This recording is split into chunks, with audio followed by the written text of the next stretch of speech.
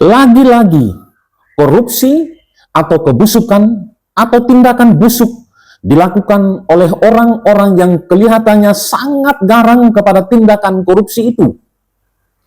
Di satu sisi, kata-kata mereka berbicara lain, namun di sisi lain, kelakuan jauh dari kata-kata. Istilahnya, latihan lain, tetapi main lain. Bayangkan saja, seorang yang mati-matian berlatih tinju, tapi kemudian dia justru turun bermain sepak bola. Maka kerusakan belakalah yang muncul. Immanuel Ebenezer adalah contoh paling mutakhir tentang kelakuan tersebut. Lihatlah potongan-potongan video yang berseliweran seputar sikap Immanuel Ebenezer tentang korupsi atau perilaku korup. Tampak dengan jelas bahwa dia tidak mau melakukan tindakan korupsi, tidak mau disogok, bahkan ketika sogokan itu jumlahnya miliaran rupiah, dia tidak mau, seakan-akan dia sangat berintegritas. Kata dan perbuatan adalah satu.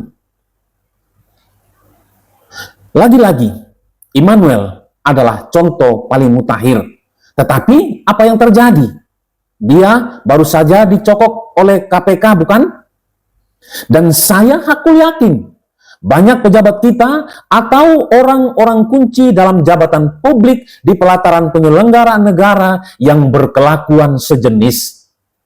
Mereka belum apes saja, sehingga belum diborgol.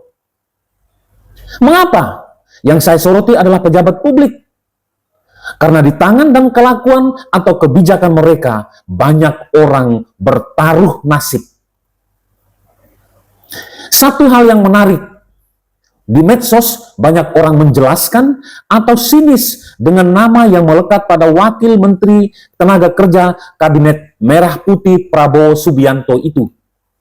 Dikatakan Immanuel atau Emmanuel berasal dari bahasa Ibrani yang berarti Tuhan beserta kita. Dan itu benar adanya. Sedangkan Ebenezer juga berasal dari bahasa Ibrani yang berarti Tuhan menolong. Indah bukan? Maka dari nama pria yang disebut-sebut sebagai mantan ojol itu muncul arti yang sangat indah, yakni pertolongan Tuhan bagi orang yang disertainya. Sayang seribu sayang, antara arti nama dan kelakuan terbaru pria yang galib disapa Noel itu berada di antara surga dan neraka.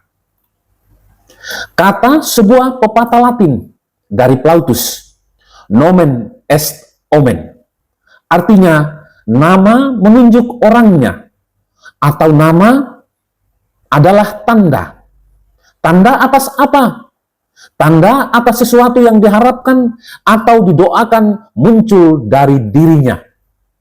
Semestinya dalam perbuatannya terekam makna terindah nama itu.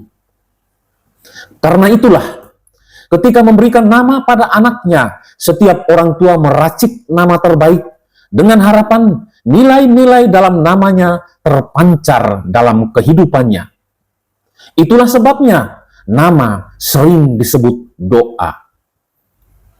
Tidak pernah bukan ada orang tua yang memberi nama kucing garong atau anjing kurap atau setan belang hantu belau pada anak-anak mereka. Lantas, salahkah kedua orang tua Immanuel Ebenezer mematrikan nama tersebut pada politikus Gerindra itu? Tentu saja tidak. Sekali lagi tidak. Mereka telah melakukan tugas dengan baik, bahkan telah membekali Noel dengan pendidikan yang baik pula. Perilaku yang dipertontonkan Noel adalah pilihan bebasnya sebagai manusia dewasa karena tergiur dan tamak. Dia tidak tahan untuk meraup sebanyak mungkin harta bagi dirinya, sambil tak peduli terhadap akibat dari perbuatannya. Padahal perbuatannya bisa menimbulkan kerusakan luar biasa baik pada sistem, nasib manusia, terutama orang-orang yang mestinya terlayani dengan baik kalau tidak melakukan korupsi.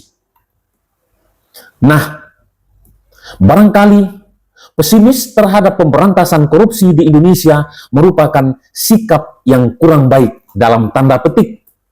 Tapi apa yang meyakinkan bahwa kita memiliki kemauan baik atau goodwill untuk menghentikan tindakan korup itu?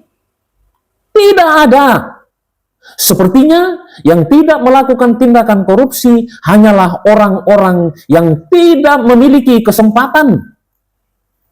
Jangan-jangan, maaf, orang-orang berebut berada di pusat-pusat kekuasaan sudah membawa serta niat yang kuat untuk melakukan tindakan jahat itu. Maka mumpung ada kesempatan, dilakukanlah tindakan itu tanpa takut dan malu-malu.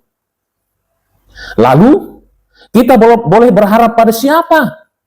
Entah siapa. Saya kok jadi malas melanjutkan ocehan ini. Jengah. Yang pasti, nama bukanlah lagi tanda. Ia hanya tempelan tak bermakna yang hanya berfungsi untuk bisa mengenali atau membedakan satu orang dengan orang yang lain. Tak ada lagi getaran yang menghunjam hati ketika nama itu dilantamkan. Terima kasih.